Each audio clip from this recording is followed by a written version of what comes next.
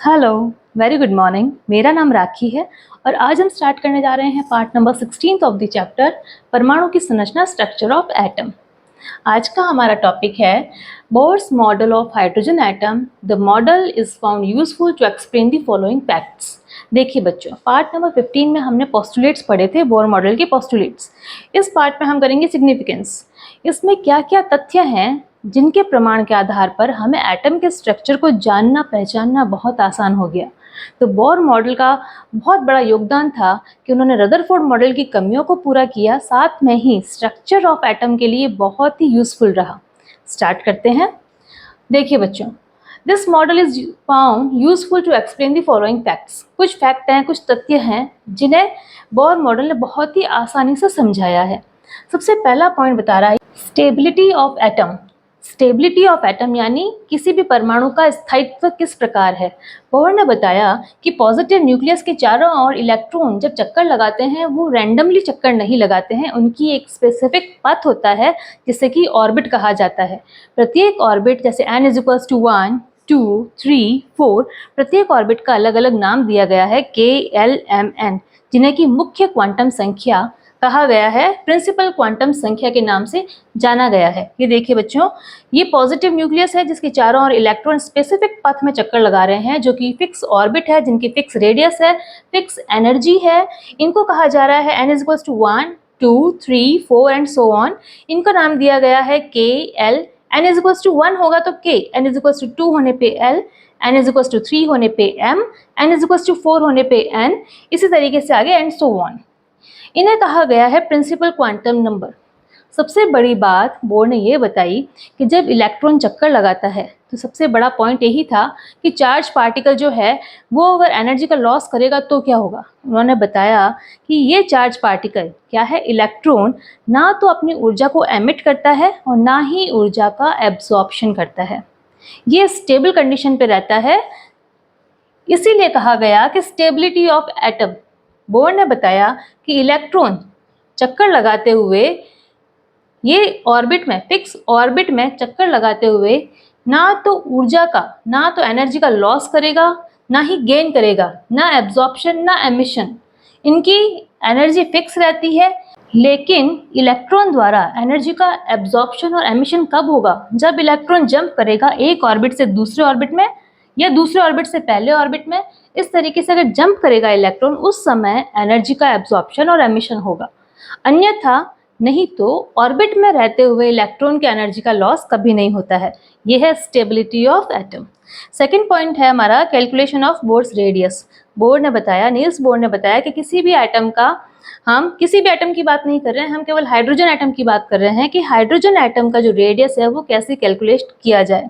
तो radius of nth orbit, nth orbit यानी कोई भी n, k, l, m, n, कोई भी ऑर्बिट हो सकता है, ऑर्बिट नंबर 1, 2, 3, 4, उस किसी भी ऑर्बिट का अगर वैल्यू हमें ज्ञात करनी है, उसकी रेडियस ज्ञात करना है, तो radius of nth orbit = n² a0। a0 क्या है, यहाँ पे a0 एक कांस्टेंट वैल्यू है जिसकी फिक्स वैल्यू है 52.9 पिकोमीटर्स। 52.9 पिकोमीटर्स यानी 10⁻⁻12 मीटर्स कह सकते हैं इसको। 52.9 × 10⁻⁻12 मीटर्स में, या फिर हम कह सकते हैं 0.0529 नैनोमीटर्स, और कह सकते हैं 0.529 एंगस्ट्रॉम।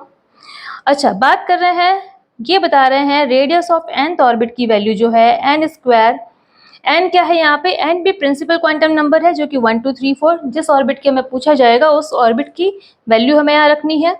यदि हम कहें कि हमें फर्स्ट ऑर्बिट की वैल्यू ज्ञात करनी है तो n² का मान हो जाएगा 1²। तो 1² की वैल्यू 1 नहीं होती है, तो Rn = a0 हो जाएगा। और Rn की वैल्यू जो है फर्स्ट ऑर्बिट के लिए सेम होगी जो कि a0 की वैल्यू है, यानी 52.9 पिकोमीटर्स। यानी किसी भी न्यूक्लियस से लेके फर्स्ट ऑर्बिट तक की जो रेडियस है, ये जो दूरी है वो है 52.9 पिकोमीटर्स। तो ये वैल्यू फिक्स होती है फर्स्ट ऑर्बिट के लिए। हमेशा याद रखें बच्चों, ये ABCD क्वेश्चंस जो होते हैं उनमें पूछा जाता है कि फर्स्ट ऑर्बिट की रेडियस क्या है, 52.9 पिकोमीटर्स में। ये नैनोमीटर्स और एंगस्ट्रॉम में भी ये वैल्यू है, किसी में भी बता सकते हैं, तो आपको ये तीनों वैल्यूज याद रखनी है। इसके बाद बात करें calculation of energy of electron. अब हमें करना है calculation of energy of the electron. ये देखिए, बोर ने कंसीडर किया केवल हाइड्रोजन एटम को। हाइड्रोजन एटम ही क्यों? क्योंकि उसमें एक इलेक्ट्रॉन है। बोर का मॉडल केवल वन इलेक्ट्रॉन सिस्टम पर ही लागू होता है। तो उन्होंने कहा कि जब सिंगल इलेक्ट्रॉन सिस्टम हाइड्रोजन को देखा जाए, जिसमें कि हाइड्रोजन का एटम लिया, केवल सिंगल इलेक्ट्रॉन है विथ मास, इसमें मास है, इसमें चार्ज पार्टिकल है क्योंकि इलेक्ट्रॉन नेगेटिव चार्ज है, इसका मास है, और ये एक स्पेसिफिक पाथ में रिवॉल्व कर रहा है, जिससे कि सर्कुलर ऑर्बिट्स हैं, ये सारे ऑर्बिट कहा जा रहा है। n = 1 n = 2। तो देखिए, energy of electron in the nth orbit, किसी भी ऑर्बिट में इलेक्ट्रॉन की एनर्जी क्या होगी? En = -RH × 1/n²। n क्या है? n यही है प्रिंसिपल क्वांटम नंबर्स 1 2 3 4 ऑर्बिट की संख्या, first, second, third and fourth के एलिमेंट की बात कर रहे हैं। ये RH क्या है? ये है रिडबर्ग कांस्टेंट, जिसकी की फिक्स वैल्यू होती है 2πme4/h²। इसकी वैल्यू है 2.18 × 10⁻⁻18। ये इसकी फिक्स वैल्यू है। ये नेगेटिव फॉर्मूले में नेगेटिव आ रहा है, जबकि इसकी वैल्यू में नेगेटिव नहीं है। ध्यान रखें बच्चों, जब इसके कांस्टेंट वैल्यू है लेकिन ये पॉजिटिव में वैल्यू है, इसका जो फॉर्मूला है इसमें नेगेटिव वैल्यू पुट हो रही है। देखिए, E1 का अगर मान करें, अगर n की जगह हम 1 माने, फर्स्ट ऑर्बिट के लिए n की वैल्यू 1 है। अगर n की वैल्यू 1 है तो 1² 1/1 = 1 एंड En = -RH। ये जो RH की वैल्यू है नेगेटिव में है, वही E energy of first orbit है। एनर्जी ऑफ फर्स्ट ऑर्बिट क्या हो जाएगी? -2.18 × 10⁻⁻18 जूल। इसे हम ग्राउंड स्टेट भी कहते हैं। ये जो फर्स्ट ऑर्बिट है ये ग्राउंड स्टेट है, और यहाँ पर ये फिक्स वैल्यू आई है -2.18 × 10⁻⁻18 जूल, जो कि है first energy level. First energy level की ये वैल्यू है, ये सबसे ज़्यादा ऋणात्मक है, सबसे ज़्यादा नेगेटिव है। इसके बाद आने वाली जो एनर्जी है वो और कम नेगेटिव होती रहेगी। देखें, E2 की वैल्यू, E2 यानी सेकेंड ऑर्बिट की जो एनर्जी है वह क्या है? इसमें जब हम n की जगह 2 मान रखेंगे, ये 2 का स्क्वायर हो जाएगा, तो 1/2 का स्क्वायर 1/4 हो जाएगा, और 4 से जब ये RH कांस्टेंट की वैल्यू कटेगी तब आंसर आता है -0.545 × 10⁻⁻18 जूल। ये है सेकेंड एनर्जी लेवल की वैल्यू। सेकेंड एनर्जी लेवल की वैल्यू आ गई। इसी तरीके से थर्ड, फोर्थ, फिफ्थ, ठीक है, हम ऐसे third, fourth, fifth energy level बना लें और उनकी वैल्यूज जो हैं इस फॉर्मूले में पुट करके उसकी एनर्जी की वैल्यू निकाल सकते हैं। ये है हाइड्रोजन के लिए, केवल वन इलेक्ट्रॉन सिस्टम के लिए।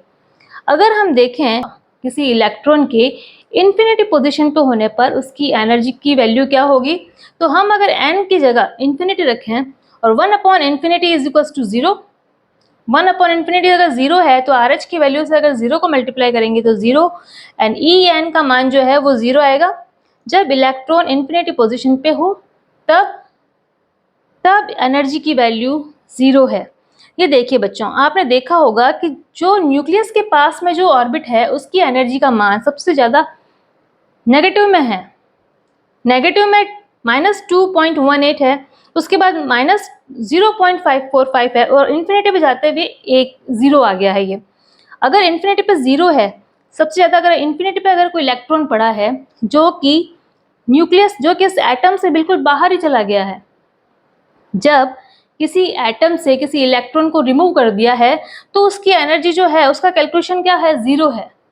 अगर वो जैसे जैसे इलेक्ट्रॉन पास आ रहा है, सबसे लास्ट ऑर्बिट में आ रहा है, उसमें नेगेटिव वैल्यू है सबसे ज़्यादा, उसके बाद आ रहा है और नेगेटिव वैल्यू बढ़ते बढ़ते जैसे जैसे न्यूक्लियस के पास वाले ऑर्बिट में आएगा इलेक्ट्रॉन, उसकी नेगेटिव वैल्यू सबसे ज़्यादा होगी। इस बात को अच्छे से समझें बच्चों कि नेगेटिव जो एनर्जी है, हमें इलेक्ट्रॉन को निकालने के लिए, सपोज हमें फर्स्ट ऑर्बिट से किसी इलेक्ट्रॉन को रिमूव करना है, ये टॉपिक अभी आपका है नहीं, नेक्स्ट में आएगा, तो एक बार बताती हूँ मैं आपको कि अगर कोई न्यूक्लियस के बाद जो फर्स्ट ऑर्बिट आता है वहाँ से अगर हमें किसी इलेक्ट्रॉन को रिमूव करना है, वहाँ पे नेगेटिव में वैल्यू बहुत ज़्यादा है। किसी भी इलेक्ट्रॉन को रिमूव करने के लिए उसकी एनर्जी 0 करनी पड़ेगी।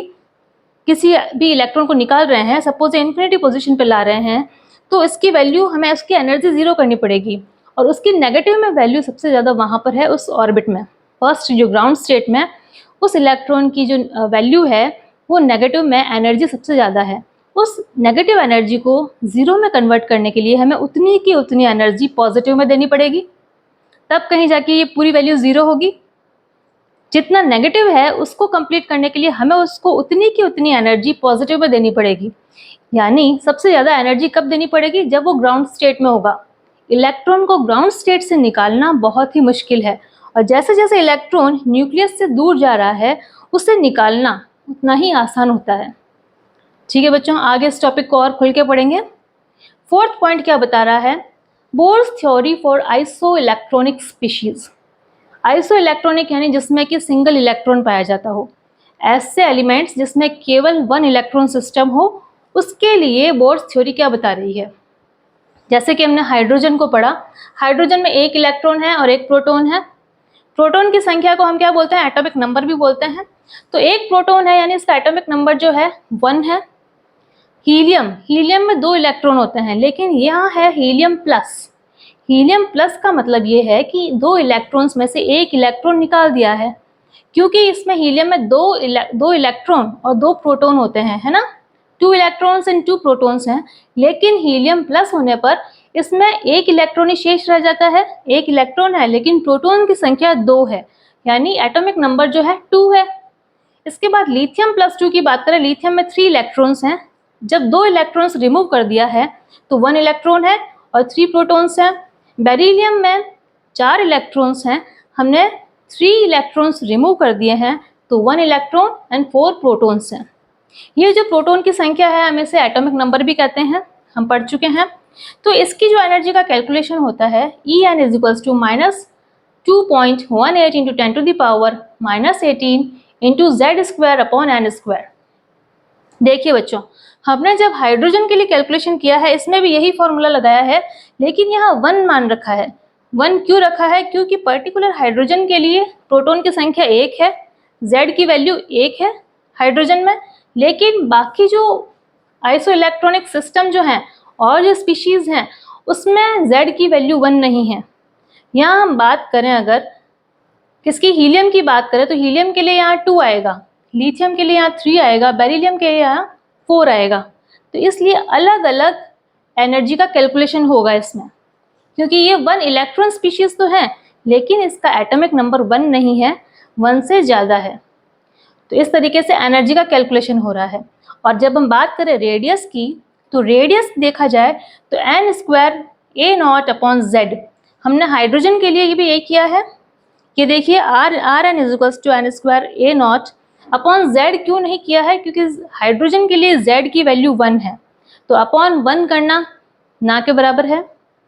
तो यहाँ पर R N is equals to N square A nought upon Z, क्योंकि यहाँ अलग अलग आइसो इलेक्ट्रॉनिक स्पीशीज में जेड की वैल्यू अलग अलग है, तो यहाँ जेड का मान अलग अलग आएगा। तो यहाँ देखिए N square A nought is equals to क्या है? क्योंकि ए नॉट की वैल्यू फिक्स है 52.9 into N square upon Z. तो इस तरीके से हम कैलकुलेशन करते हैं किसी रेडियस की आइसो इलेक्ट्रॉनिक स्पीशीज में रेडियस और एनर्जी की कैलकुलेशन इन फॉर्मूले से की जाती है। ये सेम हाइड्रोजन में भी यही है, लेकिन हाइड्रोजन में हम Z की जगह 1 वैल्यू रख रहे हैं और बाकी जो आइसो इलेक्ट्रॉनिक स्पीशीज है उसमें Z की वैल्यू अलग अलग है। इसके बाद बात करें हम वेलोसिटी ऑफ इलेक्ट्रॉन। वेलोसिटी यानी इलेक्ट्रॉन का वेग, उसका वेग, क्या वेग है उसकी, क्या वेलोसिटी है। जब हम बात करें वेलोसिटी की, यानी इलेक्ट्रॉन किस गति से घूम रहा है, अलग अलग ऑर्बिट में उसकी वेलोसिटी अलग अलग होती है। जब इलेक्ट्रॉन न्यूक्लियस के सबसे पास में होता है तो उसकी जो वेलोसिटी होती है बहुत तेज होती है, और जैसे जैसे इलेक्ट्रॉन्स का जो ऑर्बिट है अगर न्यूक्लियस से दूरी पर होगा तो उसकी जो वेलोसिटी होगी वो स्लो होगी। आप समझ रहे हैं? ये देखिए वेलोसिटी ऑफ इलेक्ट्रॉन इंक्रीजेज, ये जो एरो का निशान ऊपर की तरफ है इसका मतलब इंक्रीज हो रहा है। वेलोसिटी ऑफ इलेक्ट्रॉन इंक्रीज हो रही है कब? जब पॉजिटिव चार्ज बढ़ रहा है। जब पॉजिटिव चार्ज कहाँ बढ़ रहा है? न्यूक्लियस में पॉजिटिव चार्ज बढ़ रहा है, तो जो वेलोसिटी ऑफ इलेक्ट्रॉन है वो भी इंक्रीज होगी। और साथ में वेलोसिटी ऑफ इलेक्ट्रॉन डिक्रीज कब हो रहा है? जब नंबर ऑफ शेल या नंबर ऑफ ऑर्बिट की बात करें या प्रिंसिपल क्वांटम नंबर्स की बात करें, जब ये नंबर ऑफ ऑर्बिट या नंबर ऑफ शेल जो है बढ़ रहे हैं तो जो वेलोसिटी ऑफ इलेक्ट्रॉन्स है वो घट रही है। समझ रहे हैं इस बात को? तो ये जो चीज़ें हैं, ये वेलोसिटी, ये 5th पॉइंट है। अच्छा, जब मैंने ये 4th पॉइंट बताया था तो इसमें Rn is to N square A nought upon Z है। ये देखिए, ये बच्चों यहाँ बात ध्यान देने लायक है कि रेडियस की जो वैल्यू है किसी भी nth ऑर्बिट के लिए, कौन से आइसो इलेक्ट्रॉनिक स्पीशीज की बात कर रहे हैं, क्योंकि हमने देखा था कि अगर फर्स्ट ऑर्बिट की जो रेडियस है हाइड्रोजन के लिए वो फिक्स है, वो है 52.9 पिकोमीटर्स। लेकिन अदर जो आइसो इलेक्ट्रॉनिक स्पीशीज है उसमें z की वैल्यू हमें उसमें डिवाइड करनी है। तो जो वैल्यू आएगी फर्स्ट ऑर्बिट की वो हाइड्रोजन के फर्स्ट ऑर्बिट से कम आएगी, यानी हाइड्रोजन के फर्स्ट ऑर्बिट की जो रेडियस है वो 52.9 पिकोमीटर्स है, लेकिन अदर स्पीशीज की जो अदर आइसो इलेक्ट्रॉनिक स्पीशीज है उनकी जो फर्स्ट रेडियस है वो उससे कम आएगी, क्योंकि वो z से डिवाइड होके आएगी। अगर z की वैल्यू बढ़ेगी तो उसकी रेडियस की वैल्यू घटेगी। जितना ज़्यादा z का मान होगा, जितनी ज़्यादा हम बात कर सकते हैं, जितना ज़्यादा एटम का न्यूक्लियस पावर जितना होगा, जितना पॉजिटिव होगा, हम बात कर रहे हैं यहाँ एटॉमिक नंबर की, जितना ज़्यादा प्रोटॉन की संख्या होगी उतनी ही उस एटम की जो रेडियस है first orbit then other orbits की, तो उसकी रेडियस की जो वैल्यू है वो कम होती जाएगी। ठीक है बच्चों, इस बात को आप ध्यान रखें। जबकि हम एनर्जी की बात करें तो एनर्जी के लिए तो ये प्रोपोर्शनल में है ना, ये प्रोपोर्शनल है कि नेगेटिव में ये वैल्यू बढ़ती रहेगी, एनर्जी भी बढ़ती रहेगी, क्योंकि ये है सारे facts Bohr model for hydrogen atom के लिए। नेक्स्ट पार्ट नंबर 17 में हम करेंगे कि बोर मॉडल ने कैसे हाइड्रोजन के लाइन स्पेक्ट्रम को समझाया। तो line spectra for hydrogen atom according to Bohr model हम पार्ट नंबर 17 में करेंगे।